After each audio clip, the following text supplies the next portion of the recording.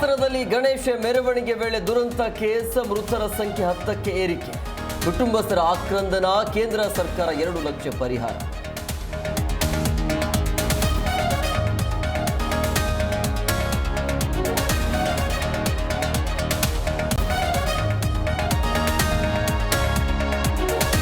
ದುರಂತದ ಬಗ್ಗೆ ಸಿಎಂ ಸೇರಿ ಗಣ್ಯರ ಕಂಬನಿ, ಸರ್ಕಾರ 5, ಜೆಡಿಎಸ್ 3 ಲಕ್ಷ ಪರಿಹಾರ ಘೋಷಣೆ. ಹೆಚ್ಚು ಪರಿಹಾರಕ್ಕೆ ಪ್ರತಿಪಕ್ಷ ಒತ್ತಾಯ.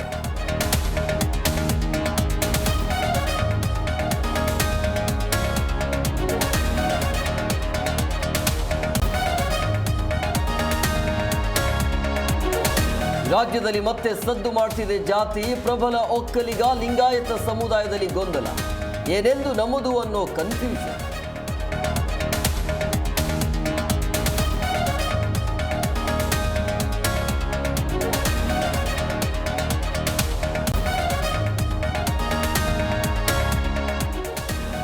ಸತ್ಯ ಹೇಳಿದ್ರೆ ನಮ್ಮ ಮೇಲೆ ಎಫ್ಐಆರ್ ಹಾಕ್ತಾರೆ. ರಾಜ್ಯ ಸರ್ಕಾರದ ವಿರುದ್ಧ ಕೇಸರಿ ಬ್ರಿಗೇಡ್ ವಾಗ್ದಾಳಿ.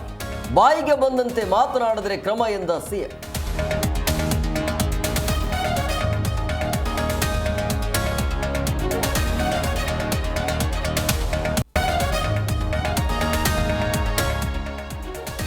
ಹಿಂಸಾಚಾರದಿಂದ ನಲುಗಿದ್ದ ಮಣಿಪುರಕ್ಕೆ ಮೋದಿ, ವಿವಿಧ ಅಭಿವೃದ್ಧಿ ಯೋಜನೆಗಳಿಗೆ ಪ್ರಧಾನಿ ಶಂಕು.